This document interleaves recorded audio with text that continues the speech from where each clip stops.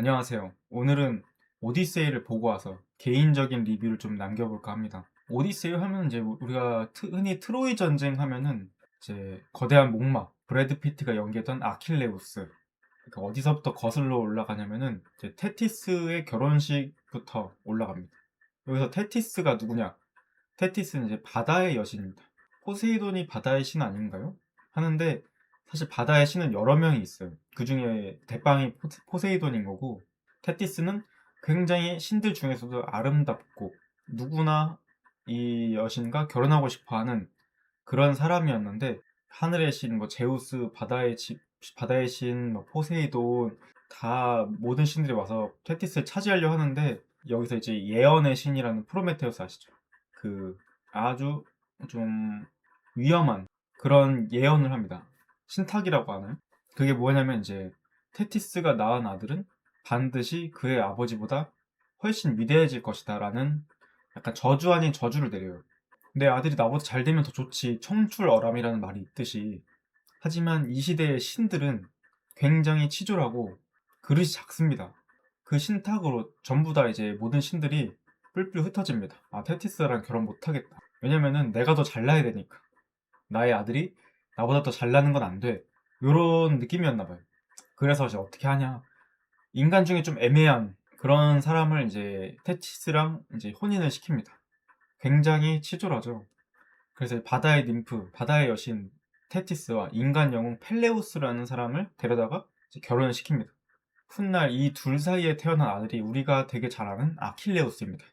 하지만 그 이 영화에서 아킬레우스는 거의 안 나오니까 아킬레우스 정도는 이름만 알고 가시면 될 것 같아요. 어쨌든 신과 인간의 세계적인 결혼식이 열렸으니 올림포스의 모든 이제 신들이 초대받아서 성대한 축제를 벌이는데, 이 중에서 청첩장을 받지 못한 불청객이 하나 있었습니다. 바로 불화의 여신 에리스인데요. 이름만 들어도 중요한 자리나 좋은 자리에 안 부르고 싶겠죠. 에리스는 가는 곳마다 이제 싸움을 붙이고, 그 명절날 꼭 한 명씩 이런 트러블 메이커가 있어요. 그런 트러블 메이커여가지고 이 에리스를 빼고 결혼식을 올립니다. 근데 이 에리스가 당연히 분노하죠. 그래서 이제 신들을 골탕 먹이려고 어떻게 하냐, 황금 사과를 하나를 툭 던져두고 갑니다. 사과에는 이제 가장 아름다운 여신에게라는 글귀를 쓰고 갑니다. 여기서 이제 가장 아름다운 여신에게 하면 사실 올림푸스의 여신들이 굉장히 많죠. 그 중에 세 여신이 이제 앞으로 나오죠. 내가 가장 아름다운 여신이다. 그게 누구냐면 이제 가정과 권력의 상징, 이제 제우스의 아내인 헤라, 그다음에 지혜와 전쟁의 여신 아테나, 그다음에 사랑과 아름다움의 여신 아프로디테. 셋 다 명분이 좀 있죠. 뭐 헤라 같은 경우는 내가 여신들 중에 탑인데 누가 감히 내 존엄에 도전하냐. 아테나는 지성과 이런 게 지혜와 결합된 게 진짜 아름다움이다. 그건 나다. 아프로디테는 이제 내 타이틀 자체가 내가 미의 여신인데 무슨 소리냐.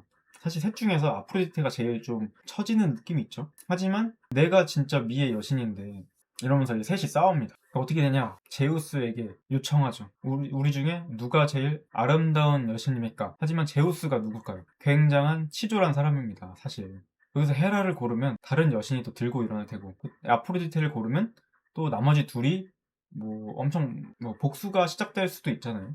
누구를 고르든 굉장히 난처한 상황이 처해질 게 분명한 거죠. 제우스는 폭탄 돌리기를 합니다. 누구한테? 저기 이제 트로이에 사는 파리스 왕자에게, 아 저기 양치는 파리스라는 애가 있는데 걔 좀 괜찮고 잘생겼고 똑똑해, 걔한테 물어보면 될 거야. 사실 파리스 입장에서도 굉장히 난처한 거죠. 갑자기 이제 날벼락을 맞았으니 새 여신은 이제 또 그 말에 또 고질고대로 듣고 파리스를 찾아가서 자신들이 줄 수 있는 최고의 보상을 약속합니다. 뭐 헤라는 뭐 군주로서 강하게 만들어주고, 뭐 권력을 강하게 해주겠다.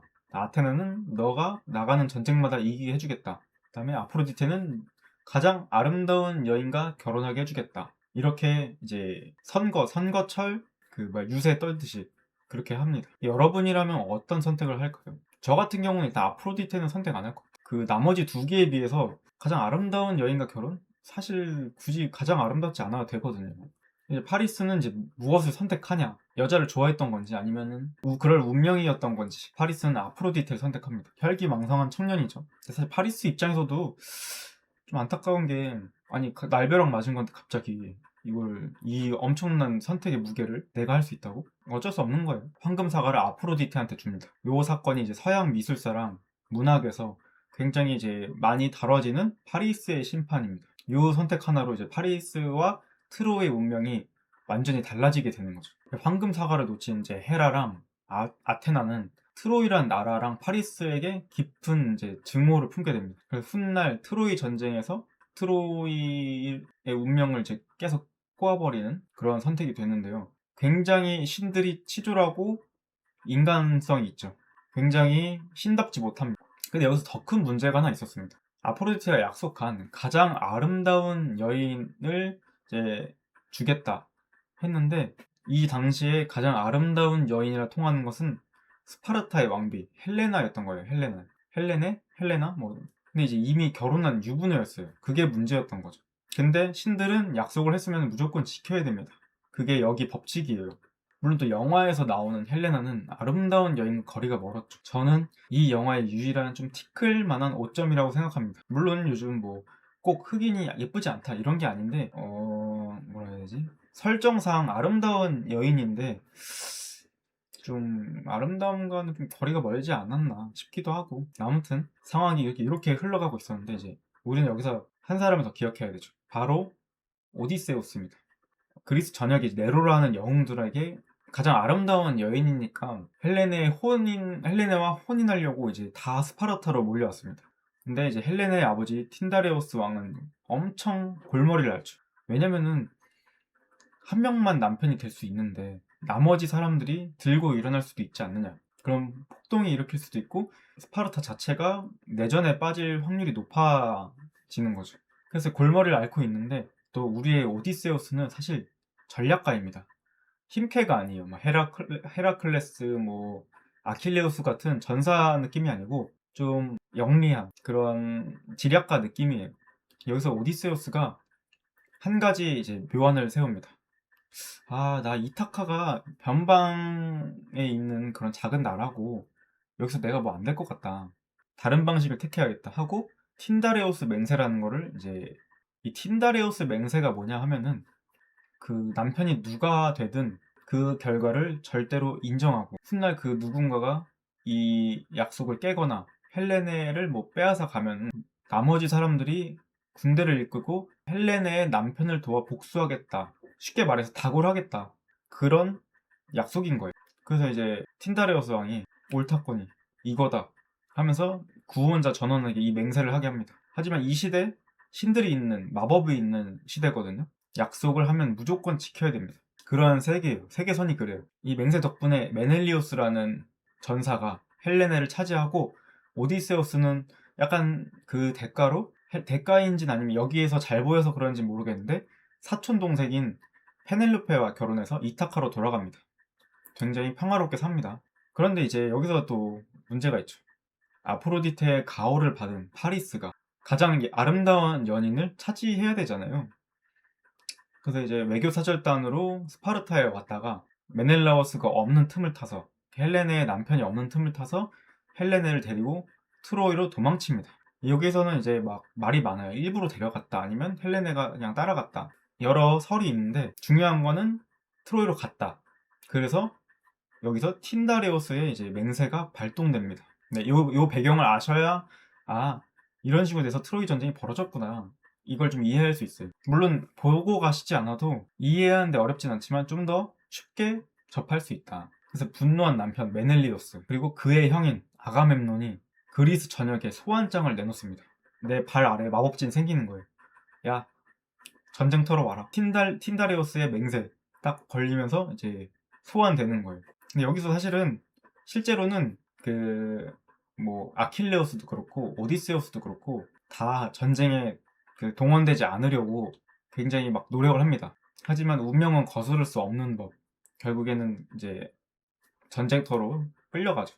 본인이 평화를 위해서 고안했던 장치가 나중에 본인의 또 발목을 잡은 거예요. 이 틴다레오스의 맹세 때문에. 네. 이게 이제 10년 동안 이어진 트로이 전쟁의 서막입니다. 여기서부터 이제 영화 얘기가 들어가는데요. 이 10년간에 걸친 트로이 전쟁이 마무리가 되는 시점입니다. 영화 초반부는 배나 막사를 부셔서 만들었나 싶은 목마가 해변에 박혀 있고 그 연약해 보이는 병사 하나를 남겨두고 연합군은 이제 빠집니다. 뭐 철수한 것처럼 이제 위장을 하죠. 그리고 연약해 보이는 병사는 신혼. 요 신혼이 이제 한 번 나오고 마는 엑스트라인 줄 알았는데 꽤나 중요한 인물입니다. 이 영화에서. 아무튼 멀리서 트로이군이 이제 말을 타고 달려오는데 바로 그냥 제압을 하죠. 창을 던져서. 그리고 이 신혼이 아테나 여신이 보내준 선물이라고 말하고 뭐 살았는지 죽었는지는 안 나와요. 그리고 이제 트로이군은 결국 끌고 성 안으로 들어갑니다. 이 트로이를. 사실 당연히 의심할 법하죠. 이 갑자기 뜬금없는 목마가 왜 있나? 하는데 이게 원작에서는 이 목마를 부수거나 해치려고 하면은 뭐 괴물이 나온다거나 그 사람이 죽는 그런 괴상한 일들이 벌어져요. 그러니까 이제 트로이군 입장에서는 아테나 여신의 선물이라 그러면은 이거를 부술 수가 없는 거예요. 그래서 이제 성 안으로 들입니다. 영화는 이제 여기서 이게 초반부인데 영화는 이제 시간 순서대로 선형적으로 나오지 않고 각 뭐 전쟁터 왔다가 뭐 지금 현재 시점 왔다가 비선형적으로 왔다 갔다 하면서 보여줍니다. 이제 이타카의 이제 왕이 자리를 비운 지 20년이 다 됐어요. 당연히 왕국은 개판이죠. 왕이 없어지니까 페넬로페 왕비와 혼인하겠다고 모인 각지에서 한달까리 하는 친구들이 모여서 매일 파티를 벌입니다. 술과 고기, 음식, 돈이 많이 들어가죠. 왕비랑 왕자 입장에서는 다 그냥 청소해버리고 싶은 심정이었을 거예요. 하지만 내쫓지 못한 설정이 하나 있는데요. 바로 제우스의 법입니다. 요 제우스의 법이 여기서 굉장히 중요합니다. 중요한 게 많죠? 근데 이제 이거를 설명 안 하지 않고 넘어갈 수 없어서 그래요. 이게 신이 위장을 해서 인간에게 방문할 수도 있으니 낯선 나그네를 환대하고 보호해야 된다는 고대 그리스의 핵심 윤리입니다. 이게. 그러니까 손님 맞이를 제대로 해라. 그래서 손님으로 온 거니까 이게 내칠 수가 없는 거예요. 여기서 이제 왕자, 즉 오디세우스의 아들인 텔레마코스는 맹인이자 충신인 에우마이오스, 그리고 부관 멘토스와 검수를 받는 중에 오디세우스의 사냥개 아르고스에 대한 이야기를 들어요. 사냥개 얘기니까 뭐야 그냥 넘어갈 수 있는데 이 아르고스도 꽤나 뭐 역할을 다 합니다. 그리고 또 여기서 멘토스라는 거 이제 먹는 멘토스 시원한 거 아니고요. 멘토 멘티 할 때 거기서 나오는 게 맞습니다. 여기서 되게 파생된 게 많죠. 다시 사냥개 아르고스 얘기로 넘어가서 20년 넘도록 오디세우스를 기다리는 충직한 사냥개입니다. 이 당시에 강아지가 20년을 산다. 굉장히 오래 산 거죠. 그 주인에 대한 기다림 하나만으로 20년을 사는 거예요. 그럼 갑자기 뜬금없이 사냥개 얘기를 하냐 궁금해 하실 텐데 영화 내에서 나름 중요한 장치예요. 이것도. 그리고 오디세우스는 사냥을 하기 전에 활을 한번 튕겨가지고 사냥감한테 알리는 습성이 있거든요. 아니 사냥이라는 게 몰래 가서 잡고 모르게 잡아야 되는 거 아닌가 싶은데 얘는 사냥감한테 일부러 알려줘요. 얘 왜 그러냐면 공정한 싸움을 이제 원하는 오디세우스의 성정을 나타냅니다. 얘 성격 자체가 좀 나름 좀 뭐라 해야지 강직하고 그런 게 있나 봐요. 자기만의 뭔가 있어요. 근데 이런 친구가 트로이의 목마 작전을 구상했으니 본인이랑 좀 뭔가 안 맞는 거죠. 아무튼 여기서 이제 자신도 왕이 될 수 있다는 텔레마코스에게 페넬로페는 아버지가 즐겨하던 활 시위를 걸고 12개의 도끼를 통과하라고 시켜요. 근데 여기 이건 아무나 할 수 없는 거기 때문에 텔레마코스는 못합니다.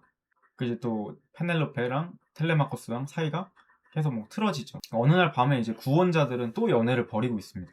이때 또 아르고스를 괴롭혀요. 이 막 똥개 늙은 게 막 쓸모없는 게 하면서 이 구원자들이 진짜 나쁜 애들이거든요. 저 사실 나쁜지는 몰랐는데 보다 보니까 나쁜 애들이더라고요. 이 텔레마코스랑 이제 몸싸움을 벌이고 아르고스 괴롭히지 마라. 우리 아버지의 사냥개다. 그래서 이제 여기서 몸싸움 벌어지면서 이 안티노우스라는 사람이 있어요. 이 구원자 집단의 리더예요. 안티노우스가 사냥개를 똥통에 던져버립니다. 안티노우스는 또 이제 어떤 애냐면 처음에 나온 신혼 연약해 보이는 병사 그 애가 안티노우스 집의 하인 같은 거예요. 아무튼 좀 더 서열이 낮은 애. 그래서 원래는 징지표를 안티노우스가 뽑았는데 신혼이 대신 가는 거예요. 대신에 우리 아버지 좀 챙겨달라. 그래서 신혼이 대신 가게 되고 오디세우스는 이를 알고 묵인한 겁니다. 뭐 여러 이유가 있었겠죠. 아무튼 여기서 마르고스도 괴롭히고 뭐 몸싸움을 호되게 당한 텔레마코스는 스파르타로 가면 아버지의 소식을 들을 수 있다라는 얘기를 들었어요. 어떤 수상한 거린 그런 사람한테.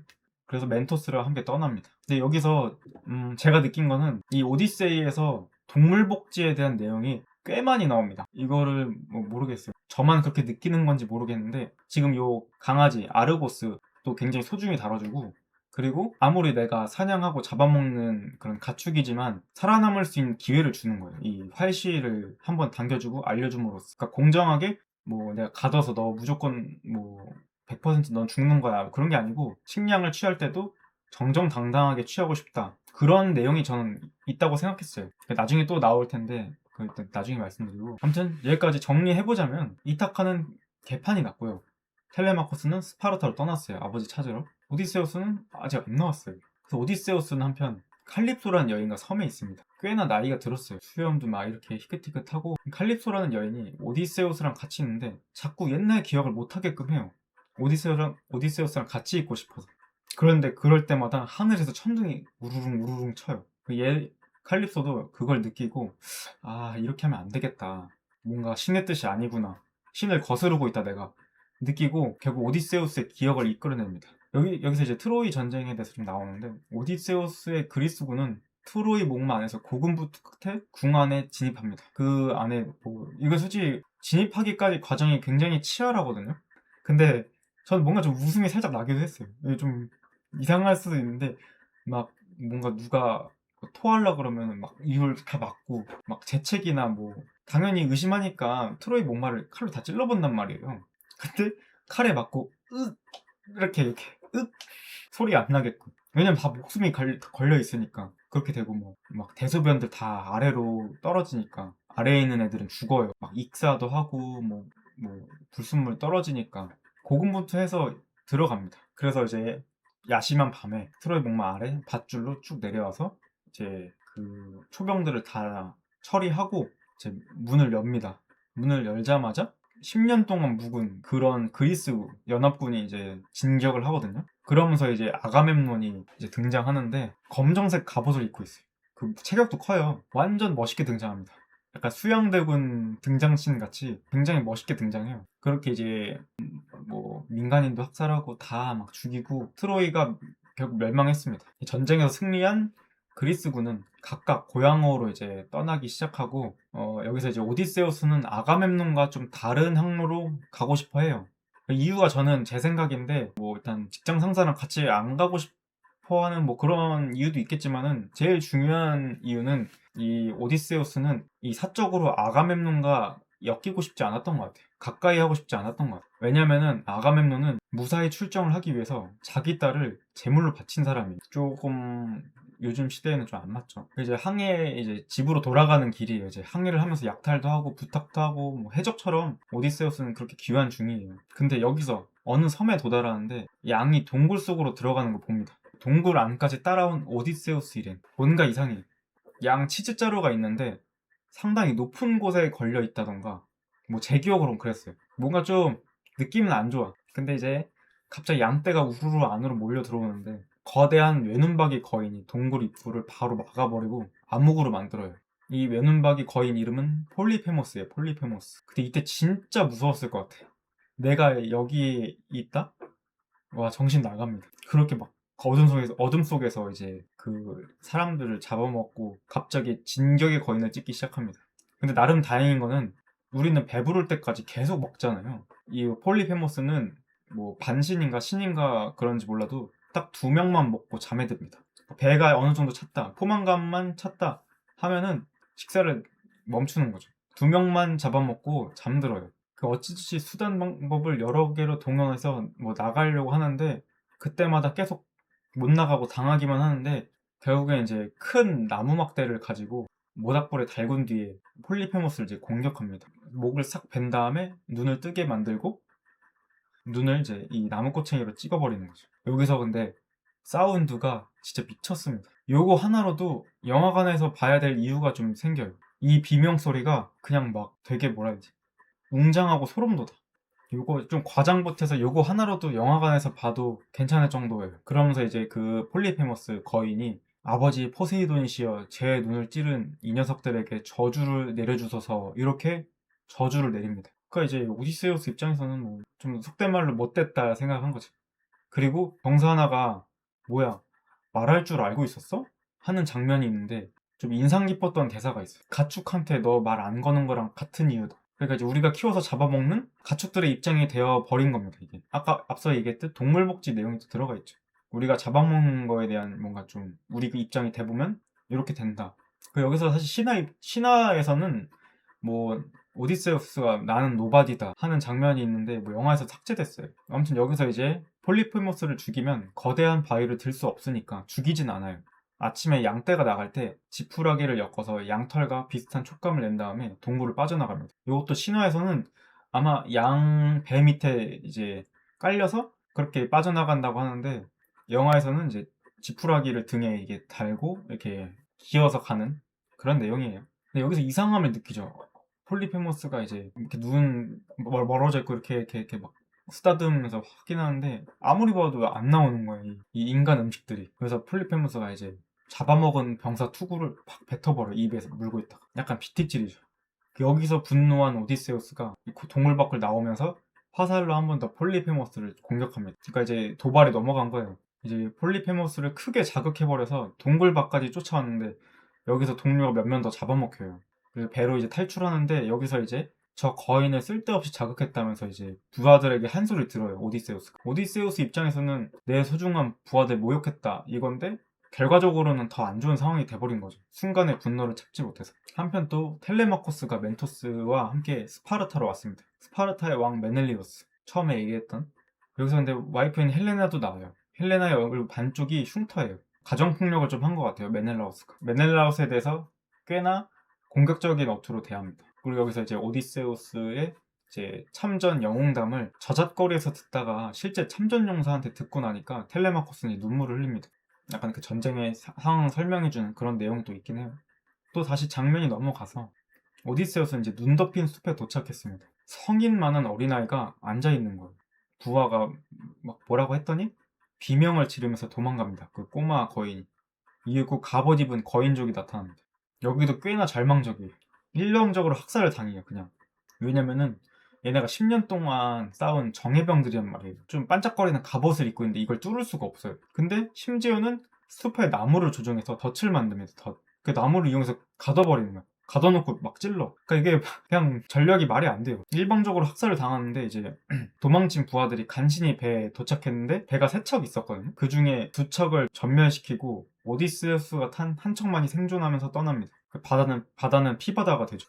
여기 요 섬도 굉장히 절망적이었어요. 많이 죽었어요. 겨우 목숨을 부지한 병사들은 또 다른 섬으로 이동하는 것으로 예상했지만 이제 오디세우스가 우리 식량이 다 떨어졌다. 더 멀리 갈 수 없으니까 해안선을 따라 돌아가야 된다고 명령해요. 근데 여기서 약간 부하들이 오디세우스 눈치가 아니고 부관 눈치를 보면서 이제 배를 돌리죠. 이미 오디세우스가 지도력을 좀 상실한 거죠. 얘 때문에 포세이돈 저주 받았고 우리 집 가는 길이 왜 이렇게 이 모양이냐, 지도자의 문제다, 이런 생각을 하고 있었던 거죠. 그러던 중에 이제 연기가 나는 곳을 발견해 정박하고 정찰조를 꾸리는데 정찰조 중에 한 명은 남아야 된다 이렇게 동의하는데 그 한 명이 오디세우스가 남아라. 반란이 일어나도 뭐 딱히 어쩔 수 없는 상황이죠. 이미 이 지도력을 상실했으니까. 여기서 오디세우스는 유쾌하게 넘겨요. 얘가 좀 머리가 아까 말했듯이 좀 똑똑한 애잖아요. 여기서 내가 더 권위적으로 나갔다간 여기서 내가 죽고 말 거다라는 걸 느꼈나 봐요. 그 살기를 감지했나 봐. 그래서 너희들 먹을 식량을 내가 한번 사냥으로 잡아볼게 하고 이제 좀 물러납니다. 그래서 이제 부관이랑 같이 병사들이 이 섬에 있는 어떤 집에 방문해요. 집이 하나 있을 거예요. 그래서 그 집에 들어가서 엄청난 음식을 대접받아요. 그리고 여인이 밥을 먹이면서 계속 마사지를 해주거든요. 손을 만져주는데 돼지로 만들어버립니다. 점점 돼지가 돼버려요. 여기는 마녀 키르케가 사는 섬이었던 거죠. 시간이 지나도 부하들이 안 오자 그 집으로 찾아갑니다. 오디세우스가. 그리고 막 얘기도 하고 우리 부하 어디 갔냐. 키르케는 음식 좀 먹어봐라. 책상에 반지가 있는 걸 보고 이 사람이 부하들을 숨기거나 해코지했다 라고 눈치챈 오디세우스는 탁자 중간에 까마귀 같은 게 있거든요. 까마귀로 변한 키르케 누이를 인질 삼아 그녀와 이제 거래를 합니다. 우리 부하 어디 갔어 하면서 새 모가지를 잡고. 그리고 키르케는 탐욕스러운 놈들의 본 모습을 드러냈을 뿐이라고 비난하죠. 그리고 자기 병사들을 이제 비난하는데 오디세우스는 내 병사들은 그저 집에 가고 싶을 뿐이라면서 주술을 해제해달라고 이제 부탁하죠. 그렇게 서로 이제 딜을 하고 키르케가 이제 망자들의 땅 테이레시아스?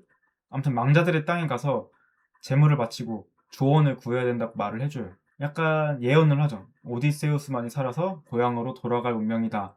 이렇게 말을 하는데 오디세우스가 그렇다면 난 그 운명 거스르겠다. 이렇게 얘기하죠. 그러니까 자기 부하에 대해서는 엄청 아꼈던 거죠. 장면 전에 좀 빨라요. 망자들의 해변에 가서 양을 제물로 바쳐서 망자들을 소환합니다. 여기서 신혼이 다시 나오는데요. 처음에 산 줄 알았어요. 처음에 그 트로이 군이 왔을 때 죽이지 않았거든요. 근데 이미 죽었어요. 신혼은 저승에서 자신의 아버지를 만났지만 고향인 이타카에서 굶어 죽은 지 오래였고, 그 이유는 그 뒤를 봐주겠다는 안티노우스가 자신이 대신 징병당하면 가족을 돌봐준다는 약속을 깨버렸기 때문입니다. 그걸 말해줘요. 완전 어마어마한 쌍놈이죠. 그래서 막 얘기를 되게 길게 해요. 뭐 서쪽 땅에 가서 죽은 병사들을 기려라, 위로해라, 왜 나한테 거짓말 했냐, 뭐 이런 식으로 굉장히 대사가 많아요. 그리고 뒤이어 나오는 망자는 아가멤논. 에? 무사히 집에 간 거 아니었어? 하는데 성대하게 귀향했다가 와이프에게 죽음을 당합니다. 이때 진짜 깜짝 놀랐거든요. 네, 영화관에서 보시면 그가 왜 죽었냐? 이유는 이제 아시다시피 딸을 제물로 바쳐서 아내의 미움을 산 게 원흉이었어요. 와이프 입장에서 그럴만하죠. 그러면서 오디세우스에게는 절대로 정문이 아니라 신분을 숨기고 천천히 상황을 살피라는 굉장히 뼈저린 조언을 남깁니다. 근데 여기서 저는 든 생각이, 아니 이쯤 되면 그냥 신을 믿고 신에게 충성해야 되지 않나? 이렇게 망자들도 나오고 뭐 거인도 있고 마법이 존재하는 시대인데, 저라면은 제우스나 좀 뭐 하데스 같이 좀 강한 신의 사제가 되었을 것 같아요. 제가 이 세계관이었다면. 그 뒤이어서 이제 이미 떠돌아다니는 망자들이 흥분해서 해코지를 하려고 쫓아와요. 그래서 여기서 이제 오디세우스의 병사들이랑 오디세우스가 도망가죠. 근데 여기서 느낀 거는 오디세우스 병사들이 확실히 정예병이라 그런가 달리기가 엄청 빠릅니다. 진짜 빨라요. 그래서 망자 해변에서 이제 빠져나온 오디세우스, 분명히 포세이돈의 저주를 받으니 분명합니다. 세이렌을 마주쳐요. 근데 얘가 아직도 본인의 지략에 오만함에 정신을 못 차렸는지 세이렌의 노래를 듣겠다고, 좀 들어보고 싶다고 그 귀에 밀랍을 안 끼고 자기 돛에다가 자기를 묶어버려가지고 그 세이렌에 있는 곳을 지나치죠. 근데 사실 여기는 뭔 큰 이벤트는 없어요. 그냥 몇 명 부하가 세이렌의 노래에 못 이겨서 이제 바다에 빠지고, 그리고 노래를 들은 오디세우스는 굉장히 막 정신적으로 뭔가 힘들어하고, 그거밖에 없어요. 그리고 일전에 예언으로 그 키르케가 했던 예언인지 아니면 그 망자들의 해변에서 했던 예언인지는 제 기억이 잘 안 나는데, 거대한 소용돌이 카리브디스랑 바다괴물 스킬라가 있는 두 곳 중 하나를 통과해야 되는데, 스킬라가 있는 곳으로 가면 6명만 죽을 것이고 그 다음에 소용돌이가 있는 곳으로 가면 모두가 죽을 것이다 라는 예언을 들었었어요, 오디세우스가. 당연히 6명만 죽으러 가야겠죠. 예언이라면은. 결국 스킬라에 결국 습격을 받은 일행들은 6명, 진짜 6명 잡아먹히고 이제 상황이 일단락 됐는데, 오디세우스가 놀라지 않고 되게 담담해. 그 오디세우스 표정을 보고 이미 알고 있었냐고 따져요, 부관이. 여러분이라면 어떻게 하실 건가요? 저였어도 말 안 했을 것 같긴 해요. 그러니까 다 죽냐 6명만 죽냐 이 차이니까. 그러니까 이미 부하들과의 신뢰는 이제 거의 떨어졌다 보시면 돼요. 그 다음에 이제 또 다른 섬이 또 보여요. 집에 가는 게 너무 멀죠. 험난해요 지금. 지친 병사들은 당연히 상륙하려 해요. 뭐 배도 수리해야 되고 식량도 해야 되고 하니까, 오디세우스는 저 섬은 태양신의 섬이라면서 가면 안 될 것 같다 말렸는데, 결국에는 이제 부하들에 못 이겨서 그 섬에, 태양신의 섬에 정박합니다. 그리고 오디세우스가 이런 말을 남겨요. 섬의 소를 절대로 먹어서는 안 된다. 태양신의 소다. 그래서 처음에는 병사들이 약속을 좀 지킵니다. 근데 이제 이게 시간이 좀 길어지다 보니까 결국 참지 못하고 오디세우스 몰래 소를 잡아먹습니다. 그 흰 소. 섬을 떠날 때 이제 거친 폭풍우를 만나서 배가 반파되면서, 그러니까 오디세우스만 살아요. 오디세우스는 태양신의 소를 먹지 않았기 때문에.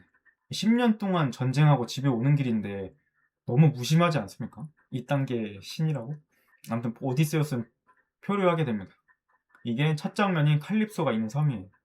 칼립소는 이제 계속 오디세우스에게 로터스의 꽃을 먹여요. 로터스의 꽃의 효능이 이제 기억을 잃는 거예요. 그래서 7년을 이렇게 보냅니다. 7년을. 그리고 중간중간 아테나 여신이 이 오디세우스를 도와주거든요. 중간중간. 근데 이제 이 처음에 얘기한 하늘에서 천둥이 쿠릉쿠릉 치는 게 아테나인지 제우스인지 모르겠어요. 이때 제가 딱 그 어디서부터지? 이 칼립소한테 잡아먹히고 그때부터 사실 그 면접 합격 전화 받으려고 나갔었거든요. 다시 돌아와서 본 거는 이제 이 금브로치를 받는 장면부터 봤어요. 요 오디세우스한테 결국에는 운명대로 너는 이타카로 가야겠구나 하면서 모든 진실을 알려주고 페넬로페가 건네준 금브로치라는 게 있어요. 출정 전에 그거에 대해서 알려줍니다. 이 금브로치 너 와이프 거고 막 이런 얘기를 했었겠죠 뭐. 아무튼 너의 정체는 뭐고 이런 얘기를 해주고 결국 이타카로 돌아옵니다. 오디세우스는 아가멤논의 이제 조언을 기억하고 스스로 거린으로 위장하고 상황을 살펴봅니다. 보면 이제 사는 이유가 있어요. 결국에는 그 신화나 그 예언을 결국 다 따라요. 그러니까 사는 거겠죠. 그래서 이제 맹인 에우마이오스를 만나서 텔레마코스가 습격당할 거고 이미 도적들이 텔레마코스에 갔다고 알려줍니다. 그 이제 오디세우는 그 길로 신전으로 향하죠. 신전에서 이제 성배를 받는데 텔레마코스는 뭔가 수상해서 이 독주를 안 먹습니다. 근데 이제 멘토르는 독주를 마시고 사망해요. 여기서 인상 깊었던 점은 텔레마코스가 멘토스의 넋을 기려야 된다고 데려가야 된다 하는데 이게 약간 기존 체면과 질서를 중요시하는 텔레마코스의 모습과 지금은 사는 게 먼저다. 데려갈 수 없다. 라고 하는 실리주의인 오디세우스의 의견이 좀 다른 게 인상 깊었어요. 오디세우스는 약간 진짜로 실리주의. 똑똑한데 실리주의. 그냥 여기서 불태워서 화장시켰다고 하고 나중에 서쪽 땅 가서 망자들 기려주면 된다.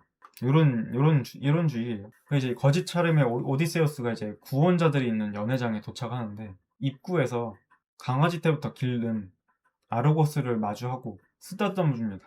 아르고스가 주인을 알아보고 꼬리를 조금 흔든 뒤 사망하나? 아무튼 그 자리에서 죽어요. 주인을 만났다 하면서. 진짜 엄청 충직한 그런 강아지죠. 저는 좀 이 장면이 슬펐어요. 제가 평소에는 T인데 동물 한정 엄청난 F거든요. 근데 여기서 이제 이 아르고스를 보고 텔레마코스가 이 거지가 오디세우스인 걸 눈치챕니다. 이때 좀 연출이 좀 세련됐죠.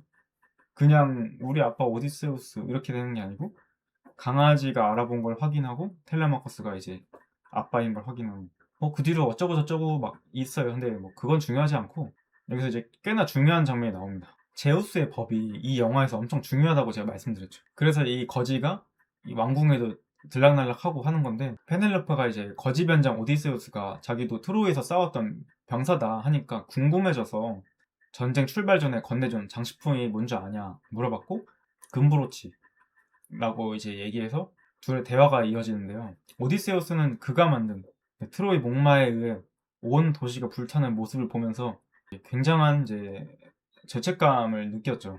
사실 손님을 잘 대접해라 라는 뭔가 제우스의 법이 있잖아요. 근데 트로이 목마 작전은 완전 그 제우스의 법을 이제 배반한 행위인 거죠. 트로이 목마라는 손님이 왔는데 그 성대하게 맞이해줬는데 알고 보니 우리를 죽이는 그런 뭐 바이러스였다. 뭐 이렇게 해석할 수도 있는 거죠. 이 전쟁 때문에 이제 사람들은 손님을 이제 뭐 제대로 받지 않았다. 뭐 손님을 환대하지 않았다. 뭐 이런 신화적인 속설도 있어요.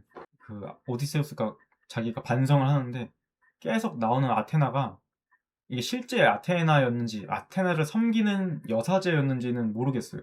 결국 그 사제의 영혼이 얘를 용서를 한 건지 아니면 아테나가 이만하면 됐다 하면서 뭐 하늘로 다시 올라간 건지는 모르겠어요.